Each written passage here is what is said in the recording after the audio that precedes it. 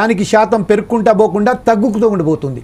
అలాగే మనం చూశాం గత కొన్ని రోజుల క్రితం కన్నా నెలల నుంచి ఆంధ్రప్రదేశ్ తెలంగాణ రాష్ట్రాలలో ఎంత దారుణంగా మహిళల మీద దాడులు జరిగాయో, విద్యార్థుల మీద దాడి జరిగాయో. ఈ విషయంపై మనం కృష్ణకుమారి గారితో మాట్లాడదాం. కృష్ణకుమారి గారు ఇప్పుడు స్టూడియోలో ఉన్నారు కాబట్టి మీరు చెప్పండి మ్యామ్, దీని మీద మీరు స్పందిస్తారు. ఇప్పుడు మన సునీతారెడ్డి గారు చెప్పిన మీద దీన్ని మీరు ఎలా స్పందిస్తారండి? ఇప్పుడు ఇది ఒక రోజు వచ్చిన సమస్య కాదు, ఎస్, ఒక రోజుతో పోదు. ఎవరి దగ్గర అల్లావుద్దీన్ అద్భుత దీపాలు లేవు, మంత్రదండాలు లేవు. కానీ ఒక సంవత్సరం క్రితం అనుకుంటా, 6 నెలల క్రితం అనుకుంటా మోడీ గారు ఓ మాట అన్నారు. ఏమనంటే, నన్ను ఒక పవిత్ర కార్యం కోసం దేవుడు పంపాడు, నేను తల్లి నుంచి పుట్టలేదు, డైరెక్ట్గా దేవుడి నుంచే పుట్టాను అని చెప్పి ఆయన ఒక మాట అన్నారు. అయితే నేనేమంటానంటే, అంత గొప్ప అవకాశం ఉండి అంత గొప్పతనం మీకు ఉంటే గనక నిజంగా దేవుడు పంపిన మీరే ఒక్క ఆడపిల్ల విషయంని మీరు పరిష్కారం చేయలేకపోతే మీ ఎందుకండి? ఇంకా ఇప్పుడు వాళ్ళ మీద వీళ్ళు, వీళ్ళ మీద వీళ్ళు, వాళ్ళ మీద వీళ్ళు మాట్లాడుకోవడం సమస్యకి పరిష్కారం కాదు. మీరు ఎందుకు భుజాలు తడువుకుంటారు?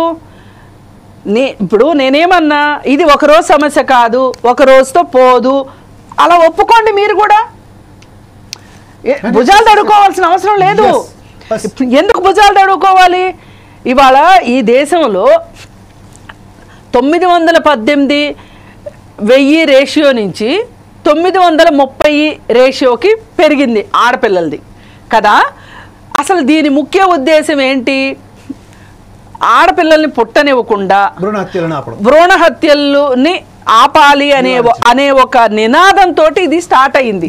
అంటే ఆడపిల్లల్ని రక్షించుకుందాము, తర్వాత చదివించుకుందాము అని కదా ఈ పథకం యొక్క ఇది అయినప్పుడు, మీరు దేవదూతగా మీరు ఈ దేశంలోకి వచ్చినప్పుడు నిజంగా మీకు అంత మహిమలే ఉంటే, నేను కూడా మీ మహిమల్ని నేను నమ్ముతానో లేదా వేరే విషయం, కానీ మీరు నమ్ముతున్నారు కాబట్టి ఆ మహిమల ద్వారా అయినా కనీసం మీరు ఎందుకు చేయలేకపోయారని నేను అడుగుతున్నా. ఎందుకు 918 నుంచి 930కే ఎందుకు పెరగాలి? 12 మందే ఎందుకు పెరిగారు? అసలు 100% మీరు ఎందుకు చేయలేకపోయారు ఈ రోజుకి?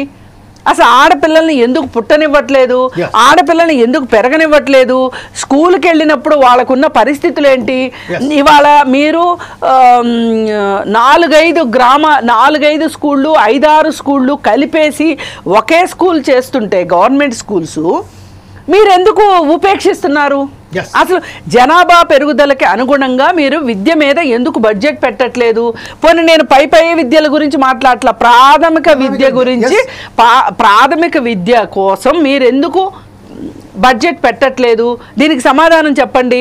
కాంగ్రెస్ వాళ్ళ మీద పడి ఆడవటం కాదు, కాంగ్రెస్ వాళ్ళు విద్యకు పెట్టిన బడ్జెట్ని మీరెందుకు తగ్గించారు? ఒకటి. ఇప్పుడు దీనికి ఈ పథకానికి 100 కోట్లు బడ్జెట్ అన్నారు. 100 కోట్ల బడ్జెట్ ఎవరు ముక్కులో పెట్టడానికి? 1500 కోట్లకు దాటింది అది ఇప్పటికల్లా. ఎవరు ముక్కులో పెట్టడానికి ఎట్లా సరిపోతాయి ఆ డబ్బులు?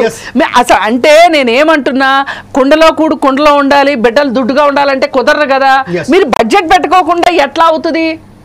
కాదు కదా. ఏంటంటే ఆ బడ్జెట్ కు సంబంధించి కూడా కేవలం ప్రచారానికి కేవలం ప్రచారానికే, వాగాడంబర నినాదాల ద్వారానే వీళ్ళు అధికారంలోకి వచ్చారు. ఆ నినాదాలతోనే వీళ్ళు ప్రచారం చేసుకుంటూ వెళ్తున్నారు తప్పితే, క్షేత్ర స్థాయిలో ఇది ఎంతవరకు అమలవుతుంది, ఎంతవరకు ఫలితాలు వచ్చినాయి?